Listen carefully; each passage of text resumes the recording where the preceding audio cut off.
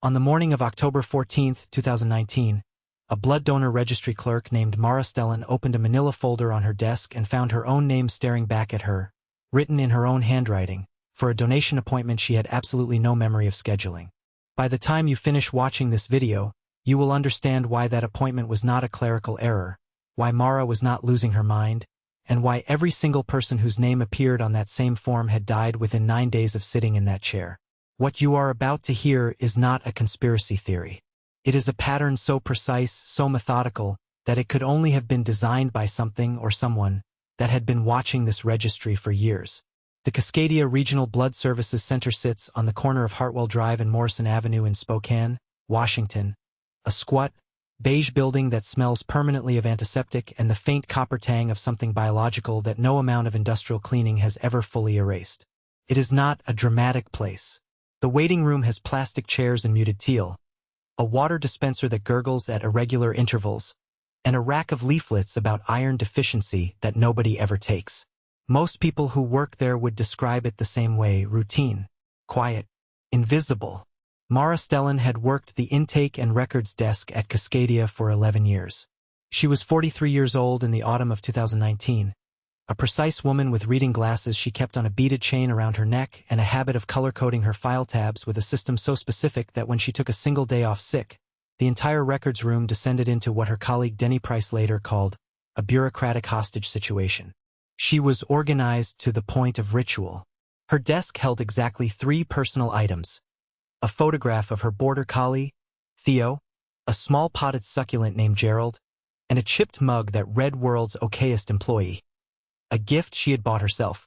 She processed, on average, between 18 and 22 donor files per day. Intake forms, blood type confirmations, deferral notices, health screening flags. The work was methodical, and she liked it that way. She knew the system better than anyone else in that building, better, arguably, than the medical director, Dr. Callum Ferris, who had joined the center in 2015 and still occasionally asked Mara where the fax machine was. But here is what no one on staff knew about Mara Stellan, and what would later become the detail that made investigators catch their breath when they reviewed her personnel file. For roughly 8 months between February and October of 2019, Mara had been running a private, unofficial cross-reference. She had not been asked to. She had not been authorized to.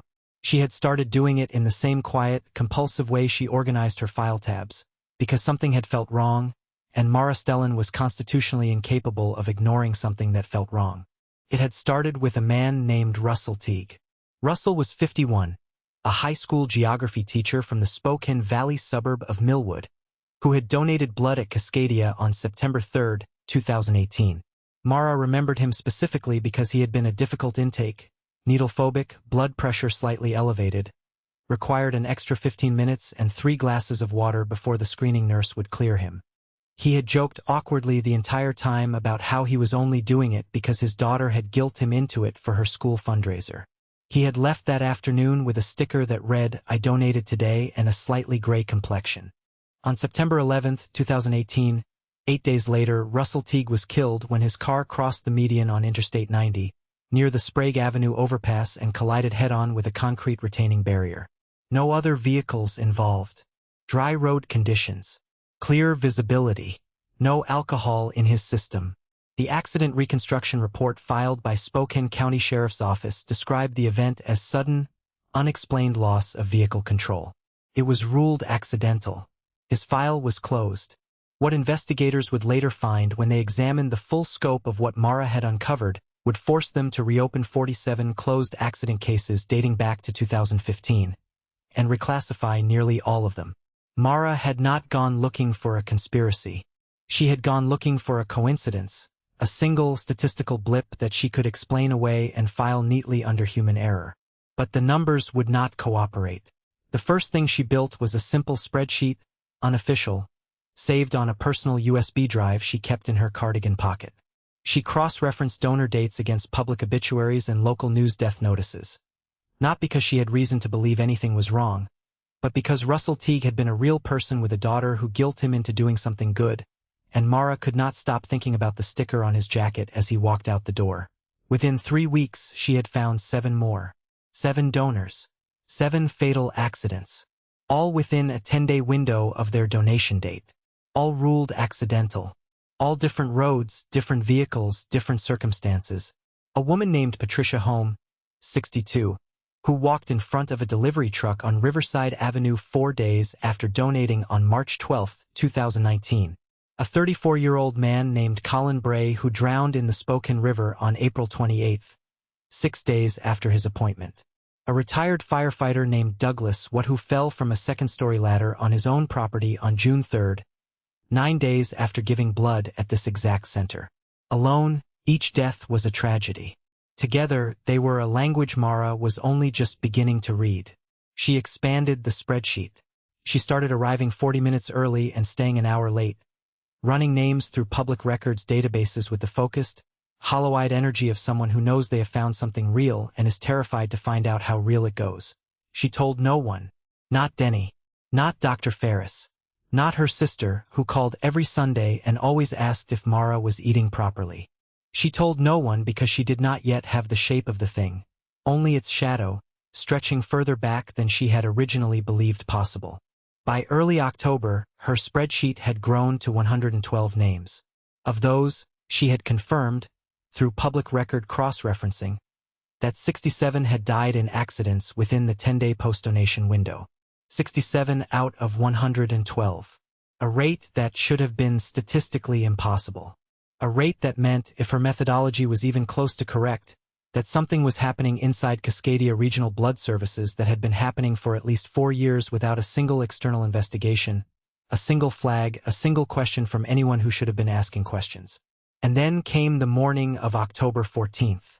Mara arrived at 7:42, 14 minutes before her shift technically began. The records room was empty, the overhead fluorescents still warming up, flickering their pale yellow light over the rows of gray filing cabinets. She set down her bag, hung her cardigan on the hook behind her chair, and put on the kettle she kept on the corner of her desk next to Gerald the succulent. Routine. Safe. Invisible. The folder was already there.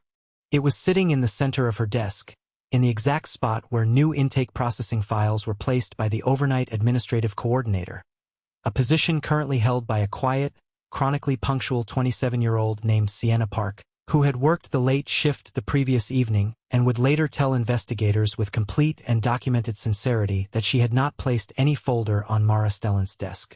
That she had, in fact, left the desk completely clear at the end of her shift.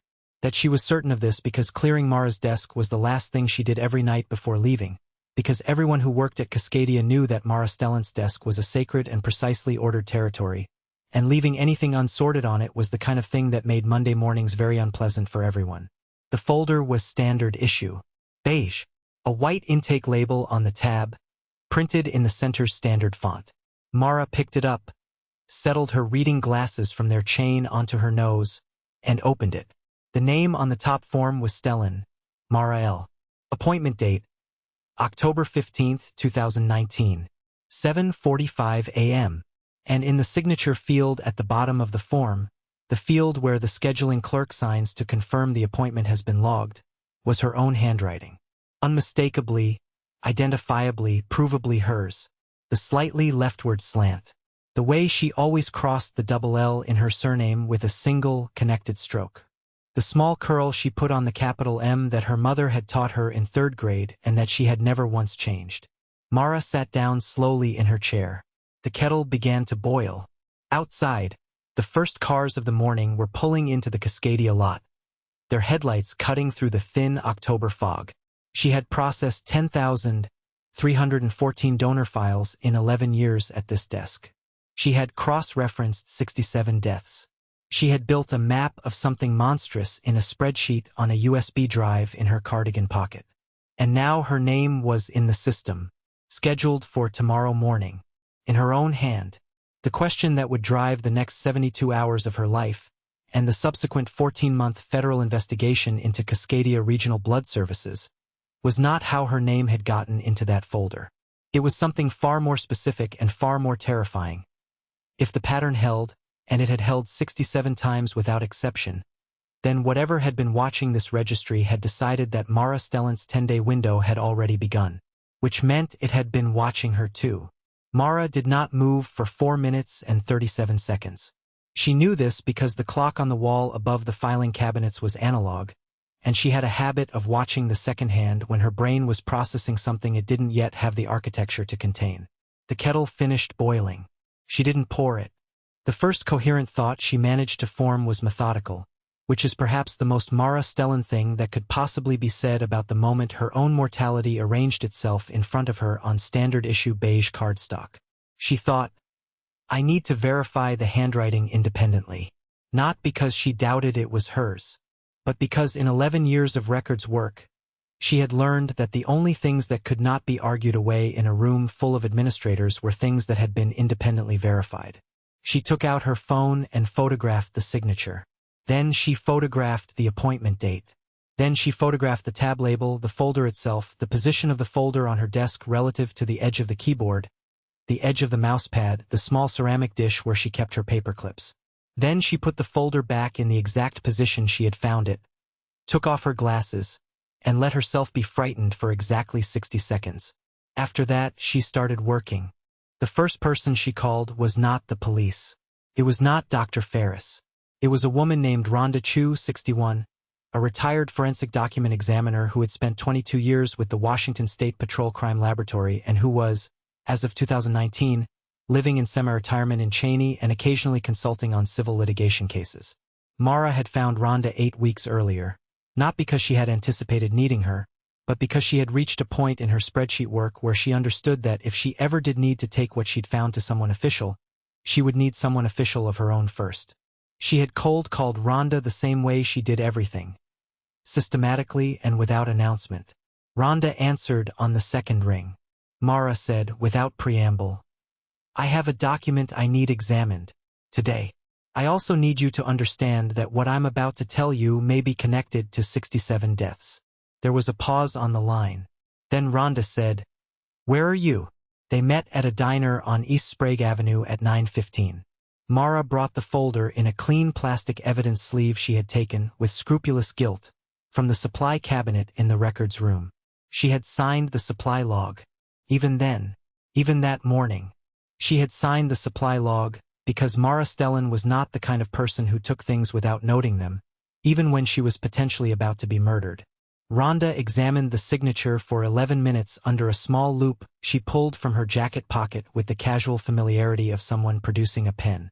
She said nothing during those 11 minutes.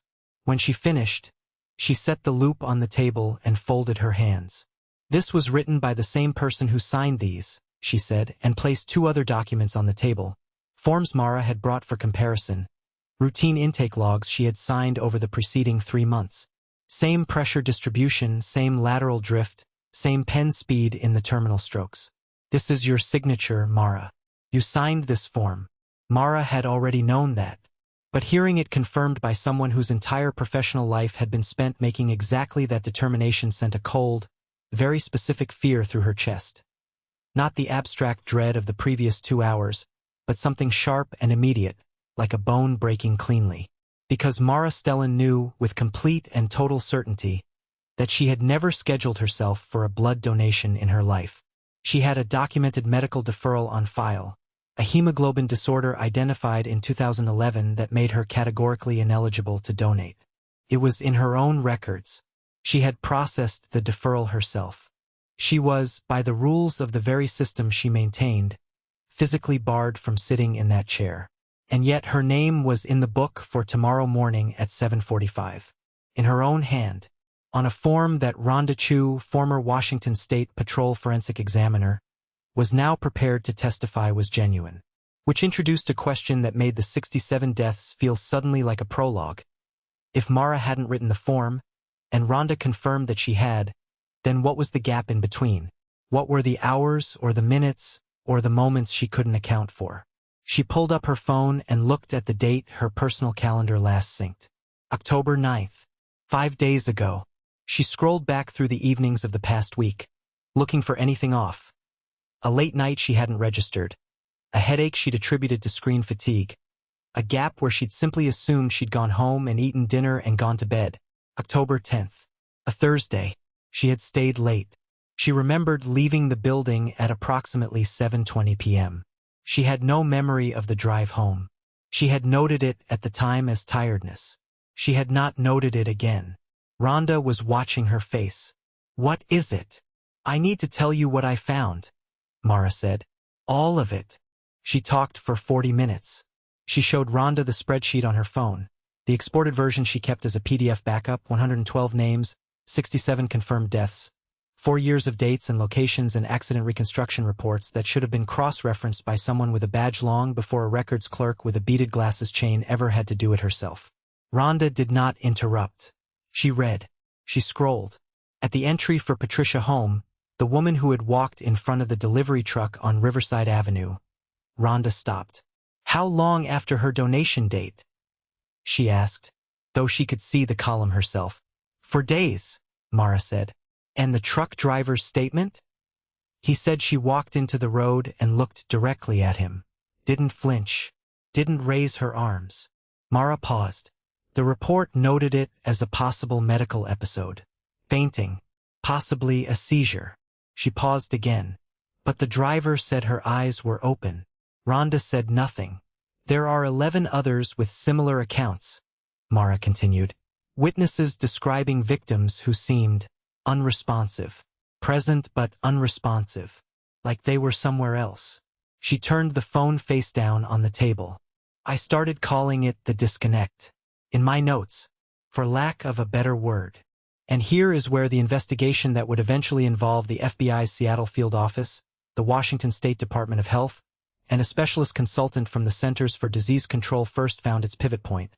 Because Rhonda Chu, retired forensic document examiner, also had a second area of expertise that she had never once mentioned in her semi-retirement consulting work.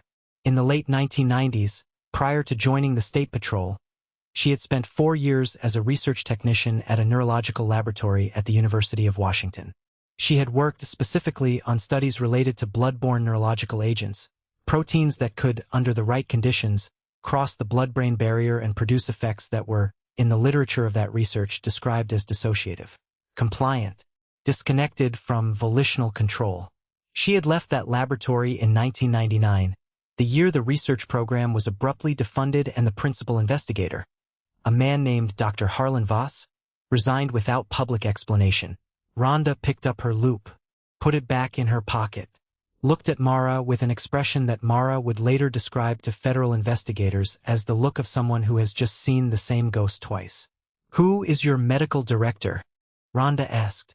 "Dr. Callum Ferris," Mara said. "He joined the center in 2015. Rhonda was already typing on her phone. "Ferris?" she said slowly, as if confirming something to herself. "Do you know where he trained?" Mara frowned. "I don't. I could pull his University of Washington," Rhonda said.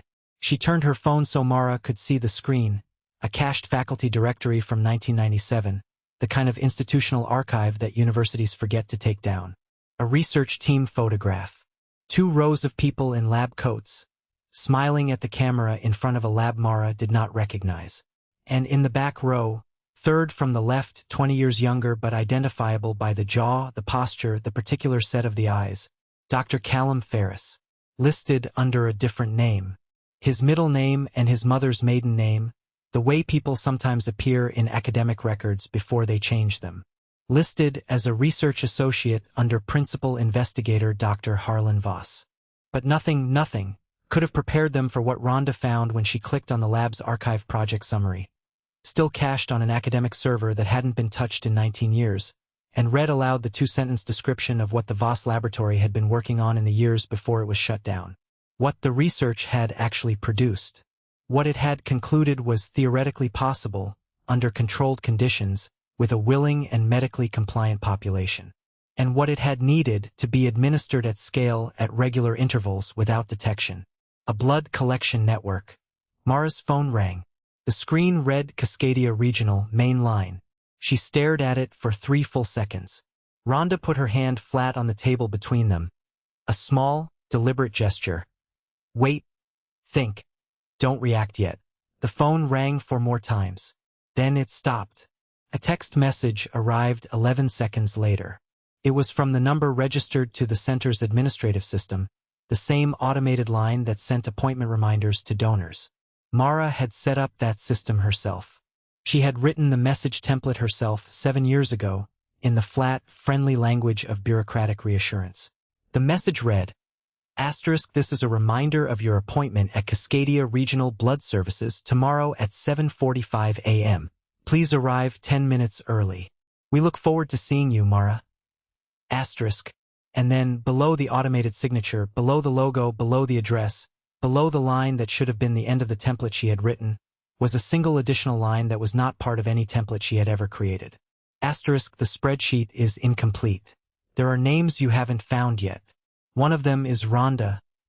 *, Rhonda's name, on a text message sent from a system Mara had built herself, through a template she had written herself, appended with a line that no automated program, no scheduled macro, no administrative shortcut could have added without someone being inside the system in real time, watching them, reading them, knowing exactly where they were sitting and what they had just figured out. Mara put the phone face down on the table. Her hand was steady. She had made a decision somewhere in the previous 10 seconds that she was not entirely conscious of making, the way you sometimes make the most important decisions of your life, quietly, without ceremony, in the back of a diner on East Sprague Avenue over a cup of coffee you never drank. We need to leave, she said. Separately. Different directions. Don't go home. Rhonda was already standing. They agreed on a meeting point. A public library branch in the Hilliard neighborhood, 12 minutes north, chosen because it had parking lots on 2 sides and a reference section Mara knew well enough to navigate blind.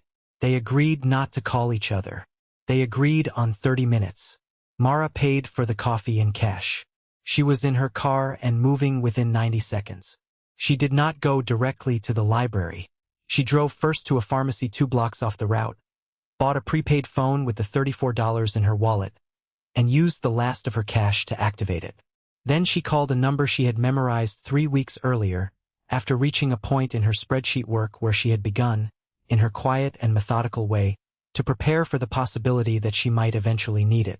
The number belonged to Special Agent Diane Colworth, FBI Seattle Field Office, Public Corruption and Civil Rights Unit. Mara had found her name in a 2017 Pacific Northwest Business Journal article about a hospital billing fraud case in Tacoma. She had not known why she memorized the number. She knew now. Colworth answered on the 4th ring.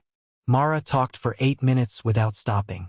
She gave her name, her employer, the address of Cascadia Regional Blood Services on Hartwell Drive, the name Dr. Callum Ferris, the name Dr. Harlan Voss, the number 67, the date October 15th, and the fact that she believed whatever was being administered through the center's donation process had been designed in a University of Washington laboratory in the late 1990s and had been running operationally, through a legitimate regional blood collection network, for at minimum 4 years.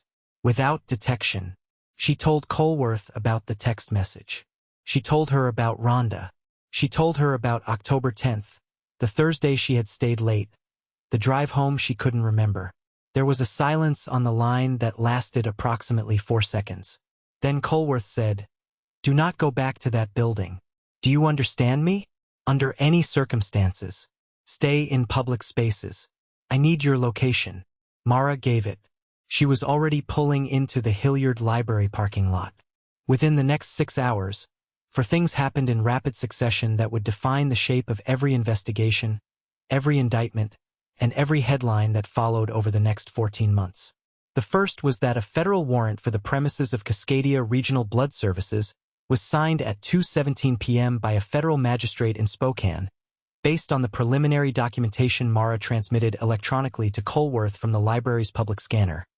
The spreadsheet, the photographed folder, Rhonda's written statement, the archived faculty directory photograph, the Voss Laboratory project summary, and the text message, screenshotted, time-stamped, and annotated in the flat, precise language of someone who had spent 11 years making sure that things could not be argued away in a room full of administrators.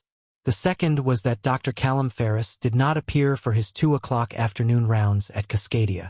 His car was found 3 hours later in long-term parking at Spokane International Airport. He had not boarded any flight. He was located the following morning at a motel in Ritzville, 40 miles east on Interstate 90, with a prepaid phone, $12,000 in a duffel bag, and a laptop that forensic examiners would spend the next 4 months excavating. He was taken into federal custody without incident and said nothing to anyone for 11 days.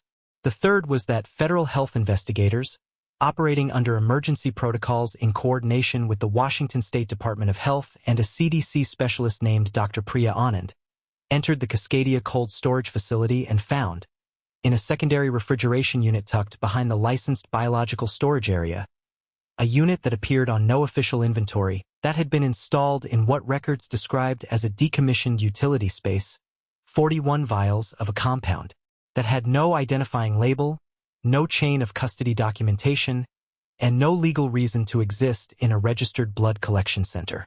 The vials were transferred under biosecure conditions to a federal laboratory in Atlanta. Initial analysis took 9 days. The fourth thing that happened, and the one that would not fully make sense until the Atlanta results came back, was that Rhonda Chu sat down in the Hilliard Library reference section, opened her laptop, and pulled up everything she could find about Dr. Harlan Voss. Not the cached faculty page, not the archive project summary, but the man himself in the years after the laboratory closed. What she found, after 40 minutes of methodical searching, was that Harlan Voss had not, as Mara had assumed, vanished into quiet academic disgrace. He had resurfaced in 2003 under a consulting arrangement with a private biomedical logistics company registered in Delaware. A company whose listed clients included, as of 2014, 3 regional blood collection networks across the Pacific Northwest, one of which was Cascadia Regional Blood Services. Voss was 71 years old and lived, as of the most recent public record Rhonda could find, in a residential address in Coeur d'Alene, Idaho, 20 minutes across the state line. FBI agents were at his door by 6 p.m. He answered it in slippers and a cardigan. He did not look surprised. He looked, according to the agent who made the arrest, like a man who had been waiting a very long time for a knock that he always knew was coming.